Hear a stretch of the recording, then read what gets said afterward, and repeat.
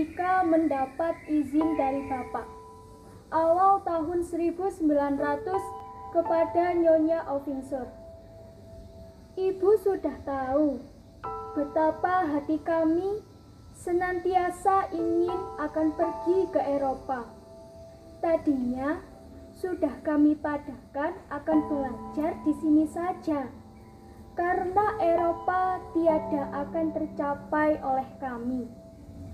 Tahun yang lalu, sedianya kami sudah berbesar hati benar akan pergi ke Betawi. Sungguh pun ketika itu angan-angan kami masih melayang-layang ke Eropa jua. Kami hendak memohonkan kepada pemerintah Hindia mengirimkan kami ke negeri Eropa dengan belanja negeri.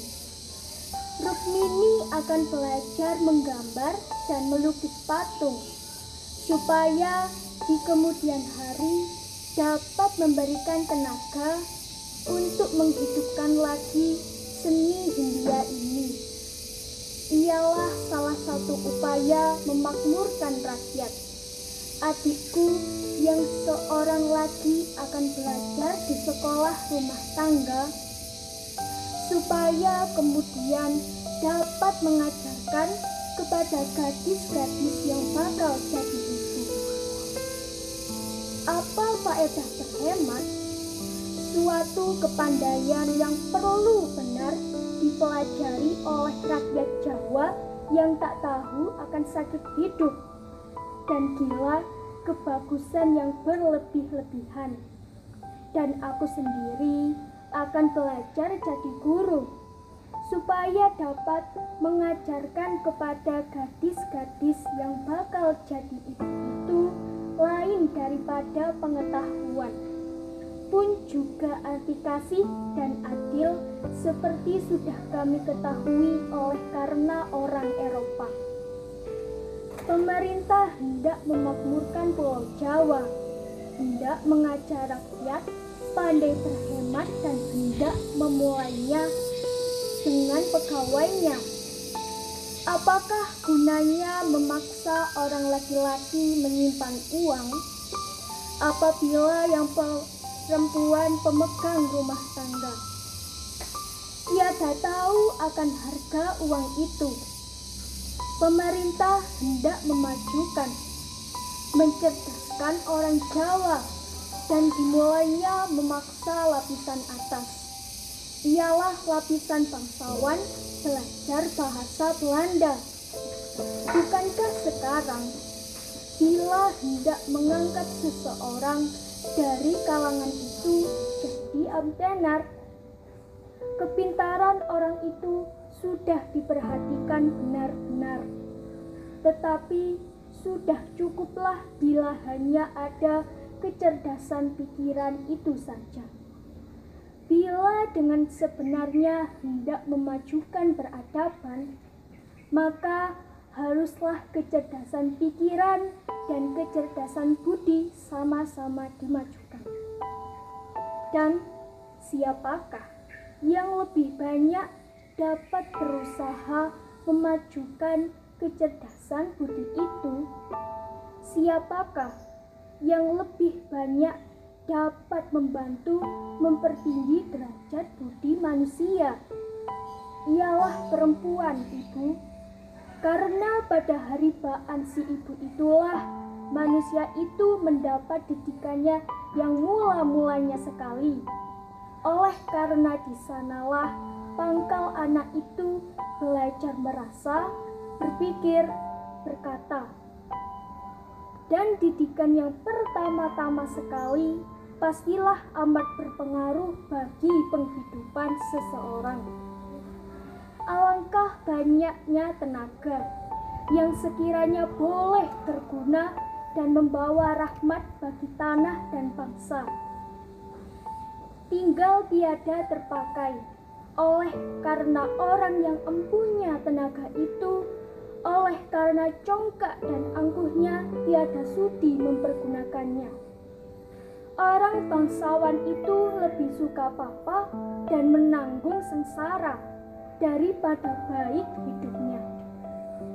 tetapi harus bekerja tiada berpayung keemasan melindungi kepalanya yang bangsawan itu. Segala barang yang tiada dilindungi oleh barang yang sangat diingininya itu yang tidak didudungi payung keemasan. Hinalah bagi orang bangsawan itu.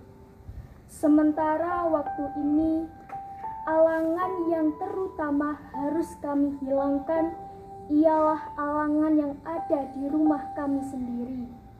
Dan kami pun akan merasa girang segirang-girangnya jika mendapat izin dari Bapak.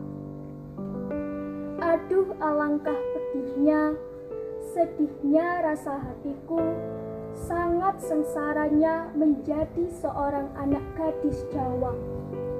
Sedang dia ada berperasaan halus. Ibu bapakku, kasihan,